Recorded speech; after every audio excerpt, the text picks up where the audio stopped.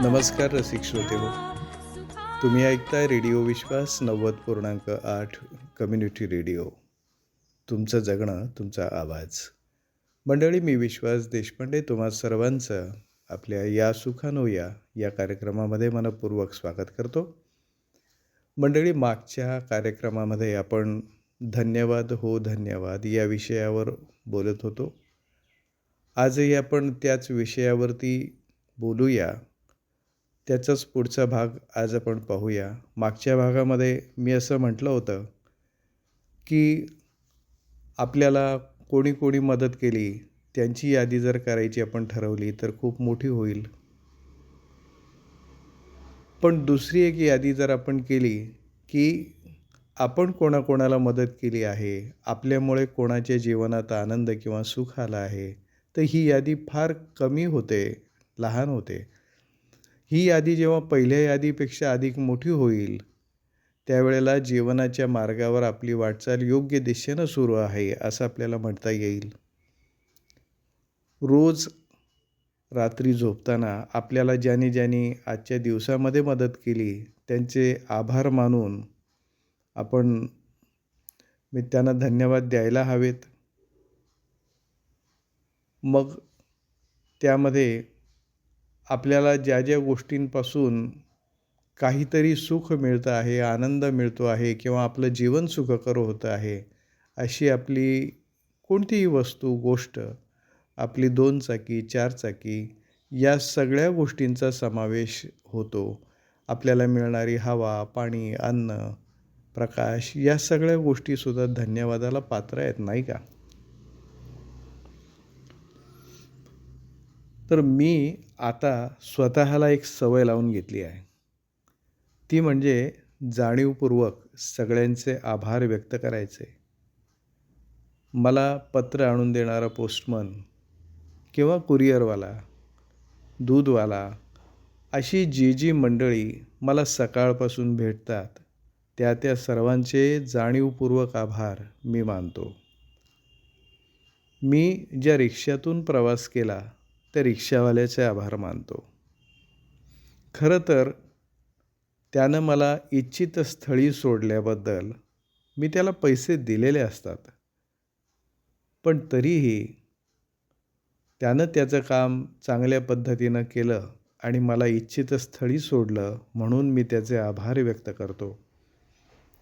मंडळी, कृतज्ञता किंवा आभार व्यक्त केल्यानं त्या लोकांच्या चेहऱ्यावर दिसणारा आनंद मला सुखावतो. प्रत्येक व्यक्ती म्हणजे परमेश्वराचंच रूप आहे, असं जर आपण मानत असू, तर माझे आभार किंवा कृतज्ञता त्या व्यक्तीच्या हृदयस्थ परमेश्वरापर्यंत नक्की पोहोचतात, असं मी समजतो. एक प्रसंग आपल्याला सांगतो. काही दिवसांपूर्वी मी मिरजेला एका लग्नासाठी गेलो होतो. तिथून मला गावात एका मित्राकडे जायचं होतं. मी जेव्हा त्याला हे कळवलं, तेव्हा तो स्वतः रिक्षा घेऊन मला घ्यायला आला. आम्ही त्याच्या घरी गेलो. आमच्या भरपूर गप्पा झाल्या. आमच्या गप्पा चहापाणी होईपर्यंत तो रिक्षावाला तिथेच थांबून होता. परत तो मला सोडण्यासाठी मंगल कार्यालयापर्यंत आला. एव्हाना तसा त्याचा आणि माझा परिचय झाला होता. तिथं बराच वेळ थांबल्याबद्दल मी त्याचे मनापासून आभार मानले. मग तो स्वतःच मला सांगायला लागला, "अहो साहेब, इथल्या लोकांना माझी किंमत नाही. माझ्याकडे ते एक रिक्षावाला म्हणून पाहतात. रिक्षावाल्याला कोण किंमत देतंय हो हल्ली? पण माझा एक मुलगा पुण्यात डॉक्टर आहे आणि दुसरा इंजिनियर आहे." हे ऐकल्यावर मी त्यांना म्हटलं, की खूप छान, हीच तुमची खरी कमाई आहे आणि रिक्षावाला म्हणून तुम्ही स्वतःला कमी समजू नका. माझ्या रिक्षेत बसणारा प्रत्येक प्रवासी हा परमेश्वराचंच रूप आहे. मी त्याला त्याच्या इच्छित ठिकाणी पोहोचवतो आहे. परमेश्वराचीच सेवा एक प्रकारे माझ्या हातून घडते आहे, ही भावना मनात असू द्या. कोणतंही काम हलकं नाही. माझं बोलणं ऐकून तो खूप समाधानी झाला. तो म्हणाला, माझ्या कामाला तर तुम्ही एकदम उच्च स्थानी नेऊन ठेवलं. आता मी माझं काम आणखी आनंदानं करीन. त्या रिक्षावाल्यानं आपलं नाव मला सांगितलं आणि मला म्हणाला, साहेब, तुम्ही जेव्हा परत याल तेव्हा मला जरूर कळवा. मी तुम्हाला घ्यायला येईन. असं म्हणून मग त्याने माझा निरोप घेतला. आता तुम्ही म्हणाल की हे सगळं ठीक आहे हो, पण कृतज्ञता व्यक्त करायलाच हवी का? त्यामुळे असं काय होणार आहे की मी ती गोष्ट आवर्जून करावी? मंडळी, त्यासाठीच तर मागच्या भागात मी तुम्हाला आचार्य अत्रे यांचं विधान सांगितलं होतं. ते असं म्हणाले होते की उद्या समजा माझी समाधी बांधायचीच ठरली तर तिच्यावर एक वाक्य लिहून ठेवा. ते असं की हा माणूस मूर्ख असेल, अविचारी असेल, पण कृतघ्न कधीच नव्हता. तर कृतज्ञ असल्याबद्दलची भावना फार सुंदर त्यांनी व्यक्त केली आहे. तर मग आता ही कृतज्ञता का व्यक्त करायची ते सांगतो. मंडळी, कृतज्ञता ही मनाची अशी एक सकारात्मक अवस्था आहे की ज्यात ऊर्जेचा प्रचंड साठा दडलेला असतो. या जगात जो जो चांगुलपणा आपल्याला आढळतो तो कृतज्ञतेच्या भावनेमुळेच असतो. आजोबांनी आपल्या पूर्वजांनी लावलेले आंबे खाल्लेले असतात, म्हणून ते आपल्या नातवासाठी आंब्याचं एखादं झाड लावतात. गरिबीत शिक्षण घेऊन मोठी झालेली एखादी व्यक्ती गरीब विद्यार्थ्यांना मदत करण्यासाठी मोठं कार्य करते. ही सगळी कृतज्ञतेचीच रूपं आहेत, नाही का? मंडळी, कृतज्ञता व्यक्त करणारे लोक आशावादी, आनंदी आणि उत्साही असतात. अशा लोकांचं मानसिक आरोग्यसुद्धा उत्तम राहतं. कृतज्ञतेमुळे सकारात्मकता वाढते आणि संकटांना, परिस्थितीला तोंड देण्याची मानसिकता तयार होत जाते. असं म्हटलं जातं की आपल्याला आयुष्यात जे काही मिळतं ते बऱ्याच वेळा आपल्या योग्यतेपेक्षाही जास्त असतं. जो त्याबद्दल कृतज्ञ असतो त्याला अधिकाधिक मिळत जातं. स्वामी विवेकानंद म्हणतात, तुम्ही जसा विचार कराल तसे तुम्ही घडाल. तुम्ही स्वतःला शक्तिमान समजाल तर शक्तिमान व्हाल. स्वतःला दुर्बल समजाल तर दुर्बल व्हाल. म्हणून आपल्या आयुष्यातल्या नकारात्मक गोष्टींवर लक्ष केंद्रित न करता किंवा त्याबद्दल दैवाला दोष देत राहण्यापेक्षा आपल्याला मिळालेल्या चांगल्या गोष्टींवर लक्ष केंद्रित करायला काय हरकत आहे? त्या गोष्टींवर लक्ष केंद्रित केल्यामुळे लॉ ऑफ अट्रॅक्शनच्या तत्वानुसार त्या गोष्टी तुमच्याकडे यायला सुरुवात होईल.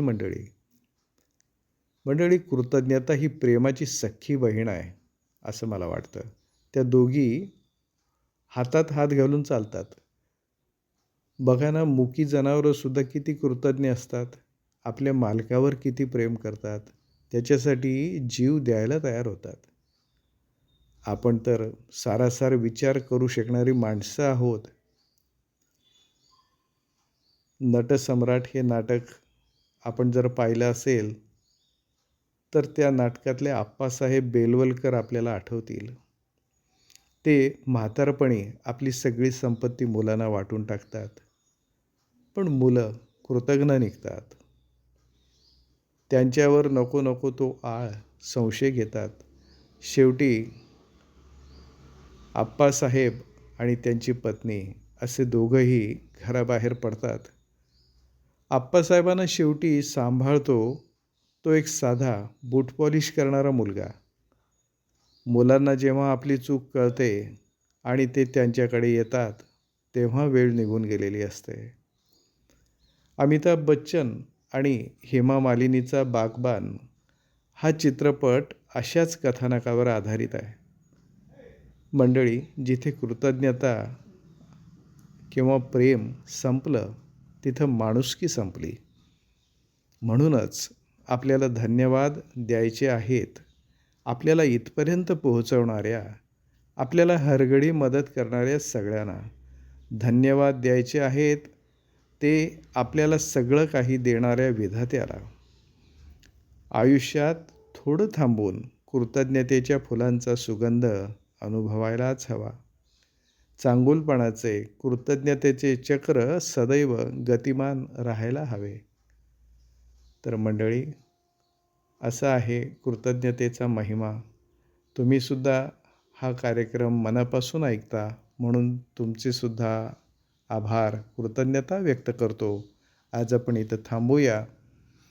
मी विश्वास देशपांडे आजच्यापुरतं तुमचा निरोप घेतो. पण आपण पुन्हा भेटूया याच वारी आणि याच वेळी. तोपर्यंत तुम्ही ऐकत राहा रेडिओ विश्वास 90.8 कम्युनिटी रेडिओ. तुमचं जगणं तुमचा आवाज. नमस्कार. इस तरह से मेरी जिंदगी में शामिल है, तू इस तरह से मेरी जिंदगी में शामिल है. जहाँ भी जाऊँ ये लगता है तेरी महफिल है.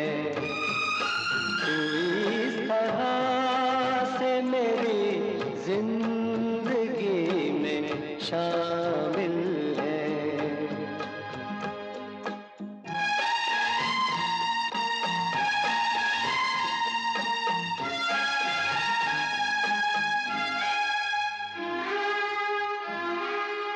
ये आसमान, ये बादल, ये रास्ते, ये हवा.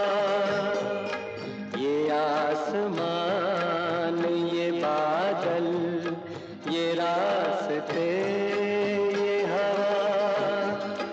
हर एक चीज है अपनी जगह ठिकाने से. कई दिनों से शिकायत नहीं जमाने से. ये जिंदगी है सफर, तू सफर की मंजिल है. जहाँ भी जाऊँ ये लगता है तेरी महफिल है. तू इस तरह से मेरी जिंदगी में शामिल है.